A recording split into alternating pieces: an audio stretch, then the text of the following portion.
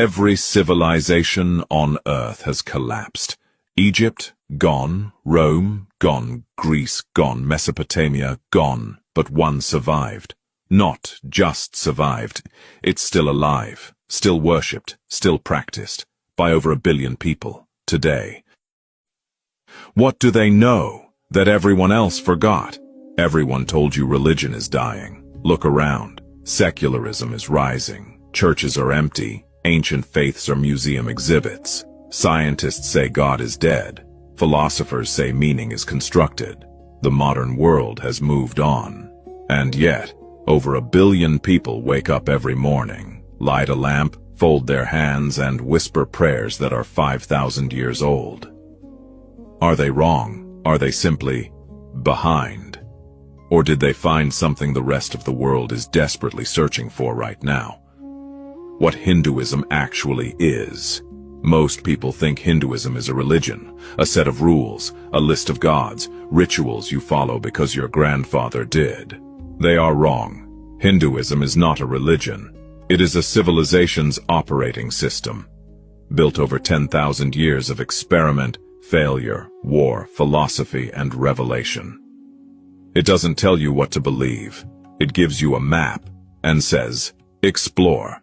You can believe in one God, 1,000 gods, no God, and still be Hindu. Name one other tradition on earth that says that. What they solved that we're still trying to figure out.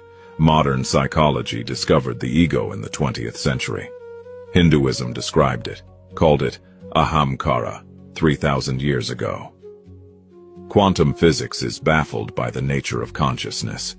The Upanishads answered it. Consciousness is not produced by the brain. Consciousness is the universe experiencing itself. Modern therapy tells you to accept impermanence. The Bhagavad Gita gave Arjuna the same teaching on a battlefield 5,000 years ago, and called it liberation. While the West was still figuring out that the earth was round, ancient India had already calculated the speed of light, the age of the universe, and the cyclical nature of time. They weren't primitive, they were early. Why people from every corner of the world are converting quietly. Something strange is happening right now. In Silicon Valley, in Berlin, in Sao Paulo, in Tokyo. Doctors, physicists, psychologists, artists, people with no Indian blood, no Indian family, are quietly turning toward Hinduism.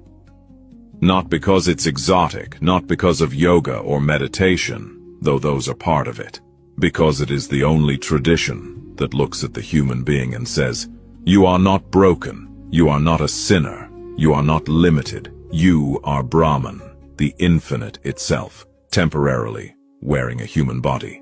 When was the last time a belief system told you you were already divine? Why Hinduism survived when everything else collapsed? Egypt built its civilization around a pharaoh. When the pharaoh fell, Egypt fell. Rome built its civilization around an empire. When the empire fell, Rome fell. But Hinduism was never built around a single prophet, a single book, a single ruler. It was built around a question. Who am I? That question cannot be conquered. It cannot be burned. It cannot be colonized. It lives inside every human being who has ever drawn breath. That is why, after every invasion, every attempt to erase it, Hinduism rose again, because you cannot kill a question. And as long as human beings ask, who am I? Hinduism will be the answer. That is why Hinduism. If this opened something in you, subscribe. We go deeper every week. The Rishis left us a map. Let's follow it together.